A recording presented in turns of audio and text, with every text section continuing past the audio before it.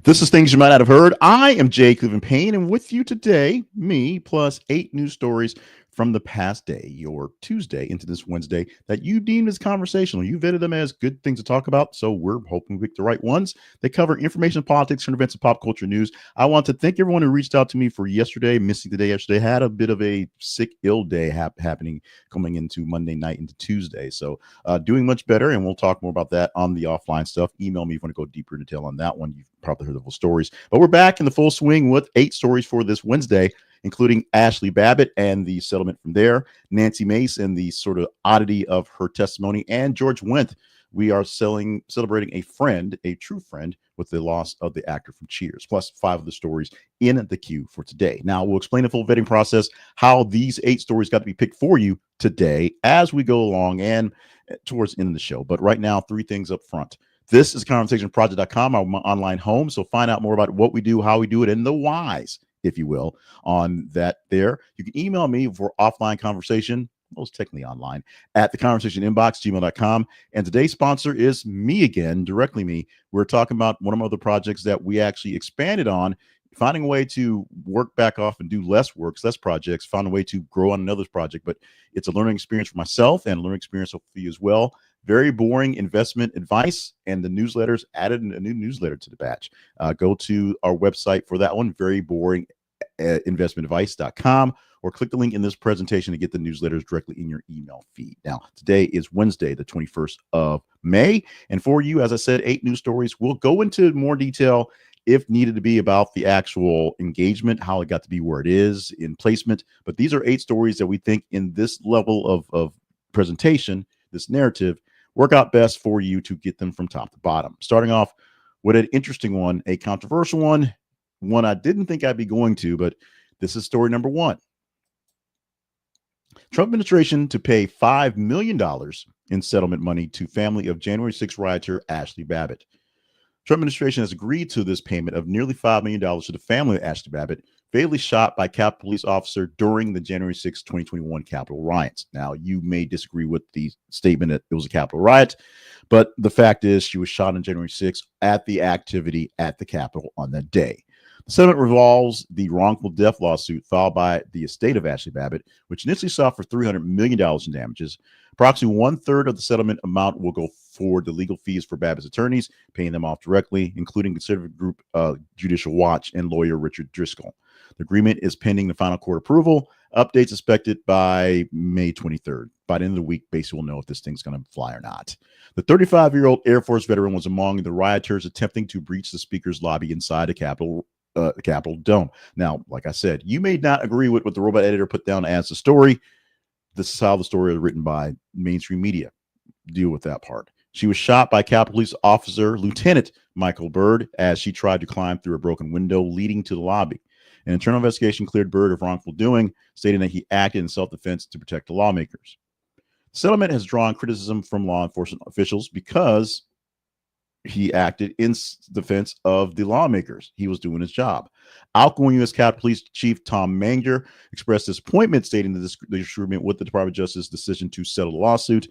Metropolitan Police Department Officer Dan Hodges described Babbitt as a, quote, conspiracy theorist armed with a lethal weapon in combat training, emphasizing that the dangers faced by officers during the riot.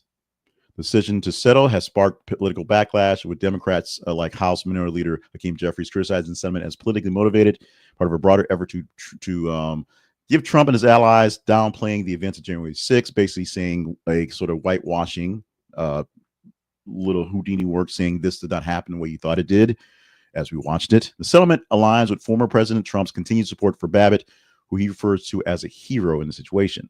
And the settlement is part of a series of actions by the Trump administration to deal with concerns with the January 6th participants. Upon returning to office, he pardoned 1,500 individuals involved with the Capitol issue, and administration has also dismissed prosecution and sought to erase related investigation efforts for folks who are still ongoing, things that had not been resolved yet. So essentially, anyone involved with the picnic that was January the 6th has been absolved of the crimes that were put out there by whomever put the crimes out there, whoever called them crimes. You may have your thoughts and ideas about what happened. I have my definitely thoughts and ideas about what happened. But we know for sure, we're pretty sure that this thing will go through, this thing will be passed. And in a few days, this settlement will be done for Ashli Babbitt. Another piece to the pie. Send me your comments on what you think about this, because this is going to be pretty contentious. I already know. More details about the New Orleans jailbreak, where a worker has been arrested, admitting to helping the enemies escape for the mass escape happening this week. A maintenance worker, Sterling Williams, a 33-year-old from New Orleans, is in the New Orleans Justice Center, has been arrested for a worker at the Orleans Justice Center in New Orleans has been arrested and is charged with 10 counts of principal to simple escape and 1 count of malfeasance in office. That is allowing 10 people to escape, and the malfeasance is what he did to allow that to happen. He allegedly turned the water off to supply to a cell, which enabled 10 inmates to remove a sink and a toilet and created a hole through which they escaped. He claimed that he acted under threat from an inmate, Mace, who allegedly threatened to stab him if he did not work to comply. And so he complied.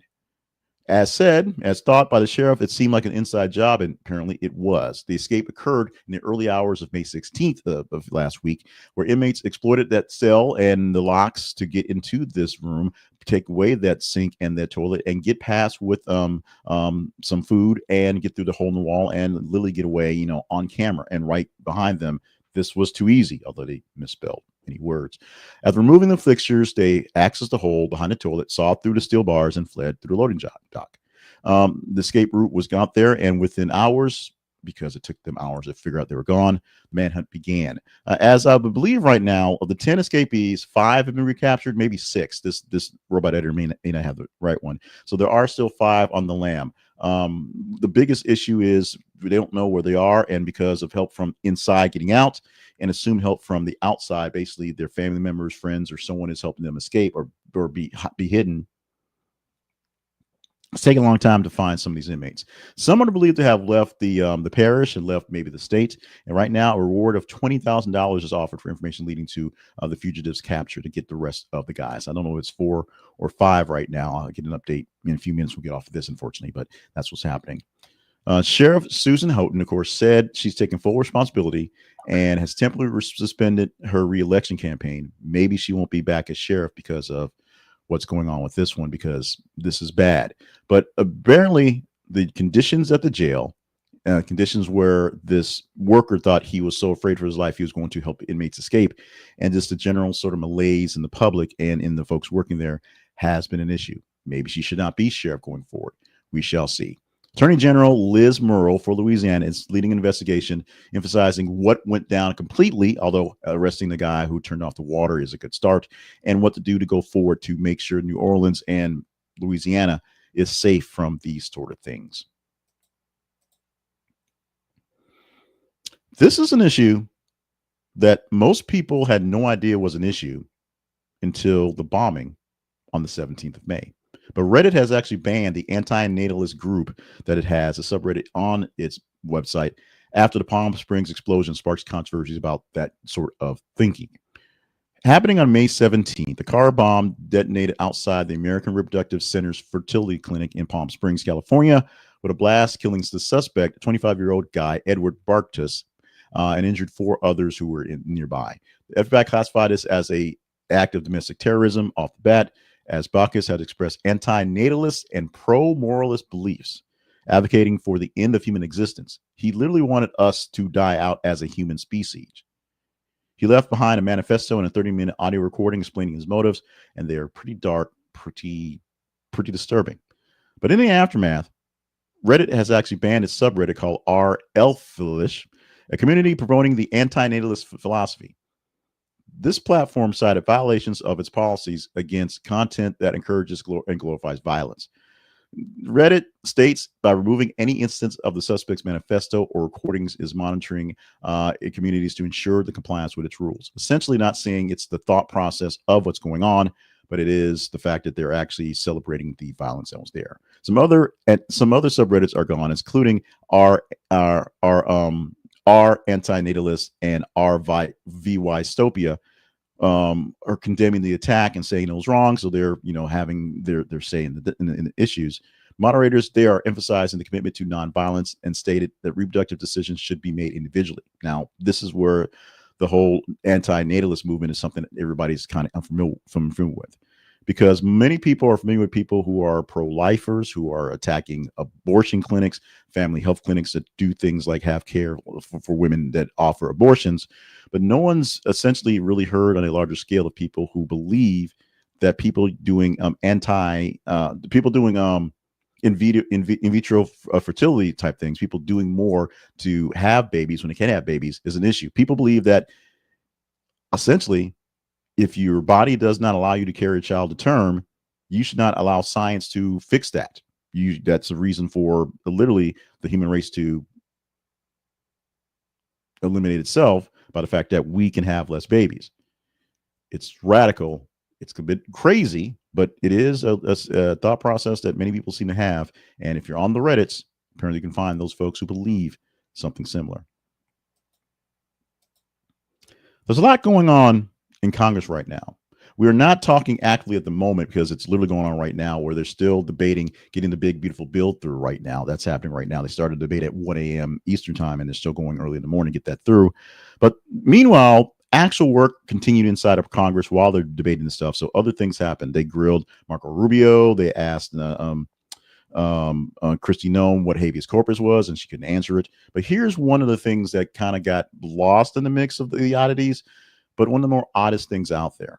Nancy Mace herself displayed some nude photos of herself during a House committee hearing, and the hearing itself has a lot to go for it. Let me read you the details from the robot editor, and then we're not going to laugh about this, but we will kind of commiserate on just how odd the situation is. This happened during a House Oversight Subcommittee hearing on May 20th, where Representative Mace of South Carolina, Republican, of course, displayed a censored black and white image she identified as a non-consensual nude photo of herself. She alleged that her ex-fiance, Patrick Bryant, secretly recorded her and other women using hidden cameras. Mace claimed that she discovered over 10,000 such images and videos on Bryant's devices, some involving minors. Bryant has denied all allegations, labeling them as false and malicious. So that's in the back and forth between her and her ex-fiance. But she used this hearing and this picture to advocate for stronger laws against video voyeurism and non-consensual surveillance. She criticized South Carolina's legal framework as inadequate and called for federal investigations to protect individuals' privacy in private spaces. Mace emphasized that the need for laws with teeth to hold perpetrators accountable to these actions. The South Carolina Law Enforcement Division, or SLED, has been investigating Mace's allegations since 2023, with the investigation including multiple interviews and search warrants of many people. Bryant has stated that he is cooperating fully with the investigation. Legally, the disputes have arisen, with one of accusing the other of defamations back and forth, Mace versus Bryant, and Mace filing a countersuit back and forth. They're essentially defaming each other in the process. So this is a big old legal fight between them in general, but there are issues about the voyeurism laws that exist.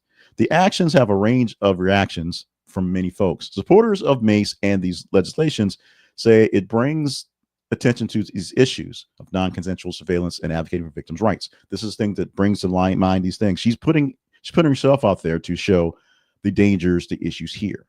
Of course, critics are like, why are we doing this, Nancy Mace? Why exactly are you showing these pictures? They're pretty inappropriate. You could have said the words without showing the pictures and sort of bringing yourself to attention, because Nancy Mace seems to be a person who brings herself to attention a lot. This is beyond the public responsibilities of an official. This is a bit of narcissism in itself. The investigations continue in the case between her and her ex-fiance and in the bills to push this. Now, of course, Donald Trump did sign an executive order this week, or he signed a bill this week, actually, for laws to strengthen the teeth of deep fakes right now. So that's one thing that's going forward on that one. Although in that presentation, Trump was a little low energy in himself, but Melania was there for that one, something she has been advocating for quite some time. So there's progress. There's things moving forward in these cases. And then there's Nancy Mace. Taking a pause from news stories right now. We're asking for your help here. We do this every single day in these processes, in the middle of the stories, whether it's the 10 on Monday or the 8 the rest of the week, at the middle story, in the middle of the stories, 4, 5, and 4, if you will. We ask for your help in liking, sharing, and subscribing to our videos. In order to keep growing on the Conversation Project, in order to keep doing more cool things with y'alls, we need more people involved in the y'alls. And so to get more people watching these videos, to comment, to like, to get the views, to get the ad dollars, if you will, and to go back and forth in those extra comments to get more details on how people think about some of these things once they've been picked by you guys in the feeds. Like the video. If I see likes, I know I'm picking the right stories. If the algorithm sees likes, it thinks I've picked some pretty good stories and good content. It will share it with more folks to get them into the viewing. If you share it with like-minded people, or as many people here do hate watchers,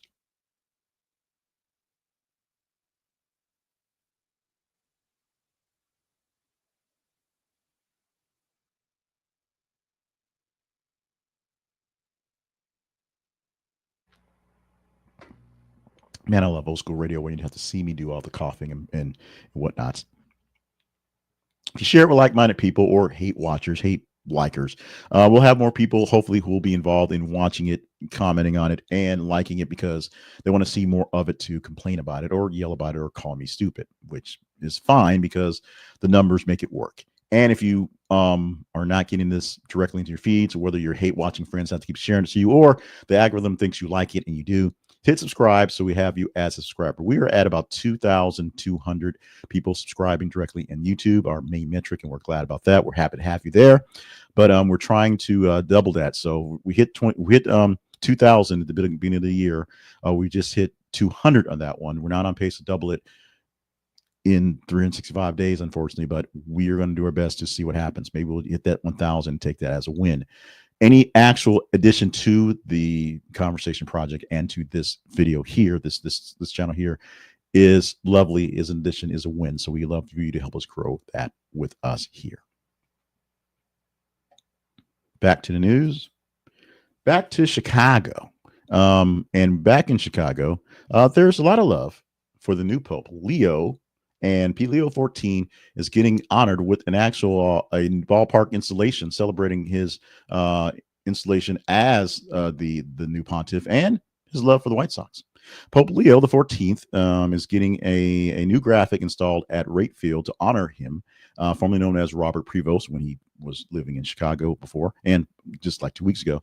It has the exact seat, section 140, row 19, seat 2, where the Prevost actually sat during game 1 of 2005 World Series. He was actually on site there for that one. So it gives him knowledge that, hey, the Pope was literally here, and he's a Sox fan, not a Cubs fan. Artworks has an image of the Pope waving alongside a photo of the game broadcast showing him seated alongside friend Ed Schmidt, and his grandson, Eddie. Born in Chicago, Prevost has deep ties to the city, and the White Sox are well documented, even though we thought he is a Cubs fan for about 3 or 4 hours. He attended this game. He got confirmed by being on TV as just a priest on TV with lifelong support for the team. Following his election to Pope on the 8th, White Sox in a jersey and a hat to the Vatican, celebrating the connection to the team.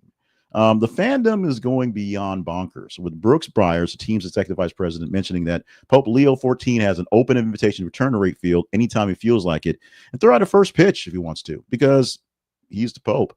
Fans also joined in the celebration, with some dressing in as papal attire during games to honor the new pontiff because, hey, why not do that? This tribute underscores the unique intersection of faith and sports, very unique in this case, highlighting how global religious figures maintains personal connections to his hometown team. The fact that he speaks in Italian, he's spent all his time in South America doing his missionary work, and he still loves the White Sox. He still talks about the White Sox. When he talks to his brothers in the past, although that time will be very limited now, they talk baseball. The unifying power of sports and baseball, and the fact that, yes, it's still okay to hate your crosstown rival. Even if you love them as your neighbor, you just hate them as your actual rival. It is true. We're not talking about the tush push yet. They may push that actual vote until Friday. As the owners' meetings go on till Thursday or Friday. There are a couple more days, so they may push that one towards the end of the voting, end of the discussion. But they should bring it up again, or they may push it, pun intended, beyond it because they didn't vote on it last time. They may just let it go, pun intended. But we do have some NFL vote to talk about, and that is, ironically, the rule for players, actual millionaires, to play flag football in the Olympics in 2028. Now, when the Olympics come around here to Los Angeles in 2028, flag football will be a sport that you can apparently win a medal in. Flag football. But the decision was made in the spring league meeting to going over deals to let American football athletes into the Olympic movement. That means they're not just going to do bobsled in the winter or running track and field because they're really really fast. No, they can play football. And here's the deal: the 5-on-5 50-yard format is now the official format for Olympic sport, and it will debut this year. And what that means, you could see stars like Patrick Mahomes, Tyreek Hill, and Micah Parsons going for the gold in flag football. Maybe. Now, here's where it is. This means it's going to be an actual competitive situation in the Olympic football team, the flag football team for the Olympics going forward. 10 players will be there, a maximum of 1 player per NFL franchise. So with 32 franchises, this would be a super all-star team of super elites going back and forth. They actually have to go through tryouts and meet the criteria by USA Football and the International Federation of American Football, not just, Andy Reid and those guys saying, Mike Tomlin just looking at them funny and just yelling at them for a couple times. They have to actually make a team, if you will. We're going to figure out how this thing plays. We're going to figure out if somebody goes out there and gets hurt, which would be the big issue. The biggest issue is having real players go out there and get hurt playing flag football in the Coliseum in front of the world, if you will.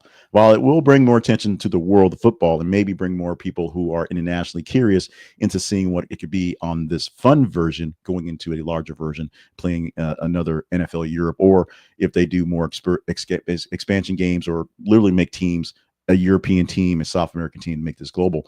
We'll see how this plays going forward. It's, of course, a flag game is less physical because you don't actually hit each other, so injuries are less likely. But there are apprehensions, as Ravens coach John Harbaugh is like, these guys still are running around doing things and could risk injury. There are reasons why they don't let players do things like play off-season basketball or ski or do things like that, because they can still get hurt in the oddest ways going forward. Now, this is seen as a global game, with flag football being played representing 70 countries in the NFL, representing 70 countries around the nation, and flag football being a good part to bring in younger people into the sport until they can play it at the larger level. The 2028 Olympics is seen as a platform to showcase flag football's appeal and pave a way for it to be an international edition itself going forward. If the big game's not good enough, not big enough, not powerful enough, you let the kids play with the flags and go from there. The FDA is considering restricting future COVID-19 shots to seniors and high-risk groups. This coming from the announcement that the COVID-19 vaccinations going forward will not be highlighted for everyone. Let's all go get a vaccine. So just people who are in special categories, people essentially 65 and older, or high-risk medical conditions, asthma, diabetes, cancer, obesity, pregnancy, things like that. This is the departure from, of course, getting everybody vaccinated so that we have full coverage all the way. Basically, everyone age 6 months and older should get a vaccination. This is the current stance. New stance is going to eliminate the needs for everyone to get that and mitigate, I guess, the lines and, I guess, the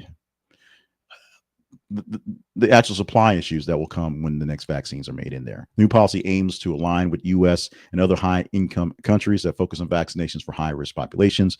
This is unlike the flu shot, where they do ask everyone to get one because flu shots are really, really important and they help out. But for COVID-19, they're going to go back to something that's more convenient, if you will. Policy change has elicited mixed reactions, where some people supporting the targeted approach, citing the need for evidence-based decisions, whole vaccine issues. Others express concern that the new requirement may limit vaccine accessibility, and particularly individuals who do not clearly fall into these high-risk categories, who may actually find a need for it based on where they work and how they engage with other people. There may be worries about impacts of insurance coverage and public trust as well in vaccination programs. If you turn into something that's an optional thing and someone wants it, will it get covered? The CDC is scheduled to hold a meeting in June to discuss the updated recommendations for the next vaccine. Meantime, vaccine manufacturers like Pfizer and Moderna have stating their commitment to working with FDA to meet new requirements. They're going to work as best as possible to stay on the good side of the FDA and US on these things, because we know what COVID-19 has done, and we do know how these global pandemic, these epidemic type levels of viruses, of things can be. So while chances are in our lifetimes, in this next 100 years, There will not be another one like this. We do know how to prevent this one and keep this one being an issue, because it's still, COVID-19 is not dead. It's still there. It's still mutating, still turning into more things that you can still die from COVID-19 or the effects of it. So they have to protect yourself from it. But we do know how to fight and battle these things. The number 8 story is saying goodbye, the passing of a friend. George Wendt, the beloved Cheers actor who played Norm, dies at 76. Best known for that role as Norm Peterson in Cheers, he died peacefully in his sleep this week. He was 76 years old. The family confirmed the news, requesting privacy during the time that they are doing their grieving. Wendt portrayed Norm Peterson, the affable bar regular, in all 275 episodes of Cheers from 82 to 93, or I should say for specifically 1982 to 1993, because millennials. His performance earned him 6 consecutive Emmy nominations for Outstanding Supporting Actor in a Comedy Series. He is from Chicago as well. He was a part of the Second City comedy troupe there going forward, appearing in television shows, including Saturday Night Live, The Simpsons, and in Fletch. Following his passing, his co-stars paid tribute to Wendt, a big one coming from Ted Danson, devastated by the loss, Holocaust Rhea Perlman as well, remembering him as the sweetest, kindest man out there. Norm left a lasting impact on television history, which, of course, not only with the greeting of the young course of Norm, which is the hallmark of the show and people appears alike, also becoming a part of the Saturday Night Live lore as one of the members of the teams of the people cheering the team for the Bears on the Saturday Night Live skit where they say "the Bears" going forward. Another thing he's famous for as well. Just a funny guy who's popped up here and there along the way. And a very curious point to fact on this one, because the show aired in the early 80s, early 90s, many people who are of age right now who still know and love Cheers did not grow up watching Cheers on first run, and they grew up watching it in reruns, after the news at night, because it's a staple of reruns. It's still a staple of reruns right now, and things like TV Land, things like that. It's still on right now. So many people, just like we're sort of freaking out about the second love of Friends, people are now working on maybe a third love based on the timeline of the presentation of things like Cheers. The final episode of Cheers was the largest watched episodic TV show in history, or it was the largest. I'm messing up the actual note because I don't have it in front of me, but not including sports. This was the largest pre-recorded audience to watch the show. People watched it. More people watched this than anything else at the time. It hit a record, and it's only been beaten by the Super Bowl and things like that, things that are live. So more people watched the final episode of Cheers in its live broadcast. That's how you watch it back in the day, than anything else in the previous history of television, including things like MASH.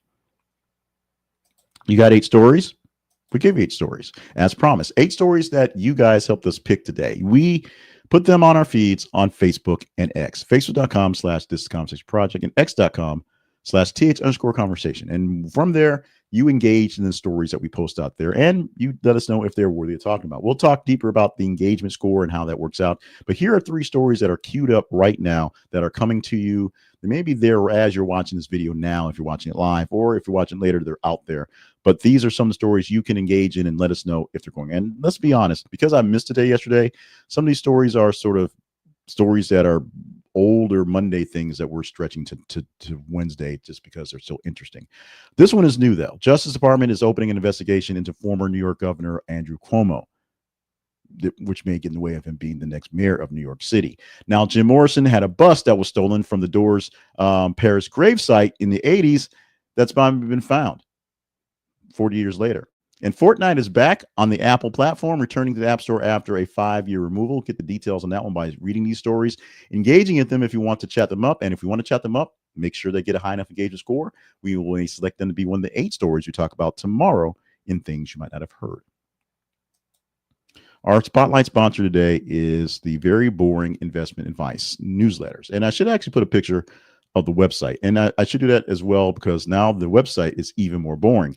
But it's meant to be boring investment advice, simple investment advice that is from a guy like me who's essentially just doing the research and sharing with other folks because I think it's curious, I think it's interesting, I think it's good to talk about. So what you're getting from Very Boring Business Advice, every single day you're getting a drop or newsletter for 6 stocks to watch. These are 6 stocks that aren't so much random, but they're 6 stocks out there that you're probably not really looking into. Some of them are things that are in the news. Some of them are things that are just sort of, wow, that's interesting. That's in that sector. It's doing good, doing bad. Some of them are up, some are down. And these are 6 stocks that are presented to you about 7:20 in the morning that you can look for and put into your thought process. Maybe that's something you're looking for in a certain sector. Maybe you're actually looking at something, you're holding something, and I'm giving you a reminder that it's not doing so great or it's doing well. There's just 6 stocks to just kind of watch for the day or going forward. There's also the newest email newsletter, newest addition to this. It's today's market action, which is a wrap up of the day. Now, from doing the week that was, I wanted to do something that see about what happened to kind of see it in a day by day thing. And this is one that we're still tweaking with going forward, but it's offering you what happened with a wrap up of the day with the help of the robot editors, and hopefully they don't screw it up pretty bad. We do read over both the market action and the week that was, make sure it's not making things up.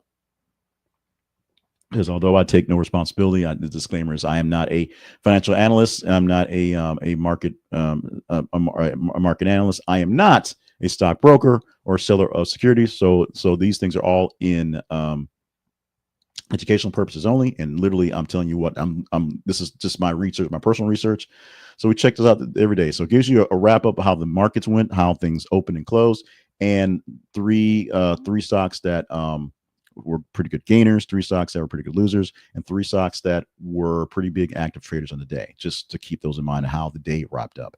And then the week that was the market week that was. It was how the week went from Monday to Friday, how the markets opened and closed, how and 5 stocks that over the week had big storylines to talk about going forward. These are not invitations to buy stock. These are not invitations to buy bonds, buy ETFs, buy crypto of any means. And the main way we actually fund this website, these newsletters, is through people who use our partnership link for Robinhood and join there. And we get a commission from that, or anyone who clicks any of the affiliate links inside of the website links going forward. This is something that makes me no money. I am not selling any securities. I'm looking for some more affiliates maybe to put along in this thing. But right now, this is just for half for funsies and half for just my curiosity, because I've for a long time been really, really big into studying, learning, understanding the market. I have my 401ks, have my IRAs, things that are out there. Well, number one, but also do my direct investing. I used to use Stash and Robinhood to compare the two different platforms. Now I just use Robinhood exclusively because that's money in 2 different places. Going forward, going there. So you can trade with me, and like I said, this is for education purpose only, fun purpose only. You can get this information from this platform, from this piece of More Better Media LLC, another piece of More Better Media. Very Boring Business Advice, the website at Very Boring Business. That's another website, veryboringinvestmentadvice.com, and get all these things. These drop every single day, about 7:20 for 6 stocks to watch, about 4:30 for today's market action, about 8:20 a.m. on Saturday for market week that was.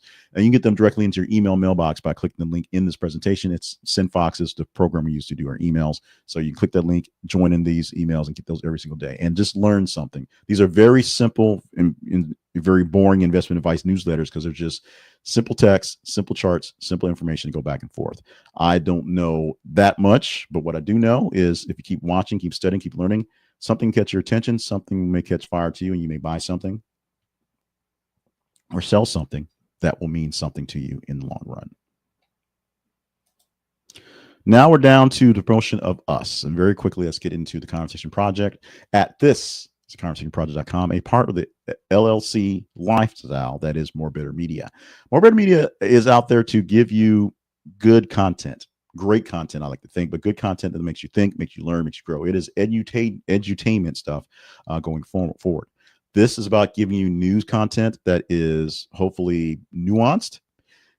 There is some bias, because everyone has some bias, and I will give you my bias when I give you my commentary on these news stories. But they go through a different type of process by letting the internets and various people you guys follow us tell us which stories are the most important ones to get to you every single day.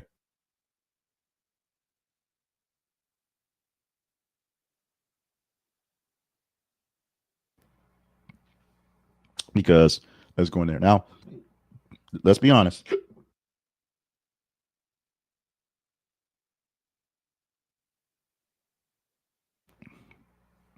There's some editorializing. There is some editing.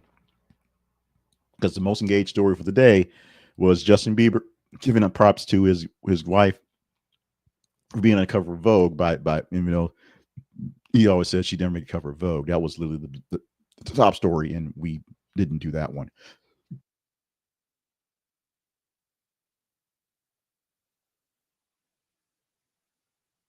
Oh, excuse me. Sorry about that. Glad I waited to the end for this one. That also means you may not get the grand finale. That's not always so grand. But in order to help us out in the process of processing things here, it's very simple. You go to our website. This is theconversationproject.com. There's so many things to do there. You can see old episodes, past viewings of this in many forms. You can find links to the other forms we have, including the email newsletter and the audio podcast. You can find links to our other platforms, such as TikTok, where you can get the hot takes. There's that as well.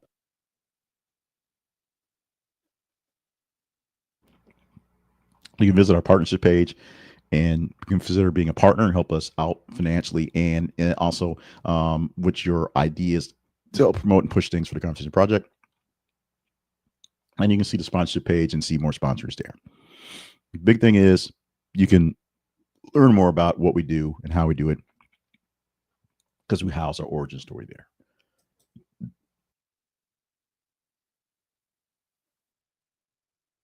And as I get stuck in a fit of hiccups, it's time to go.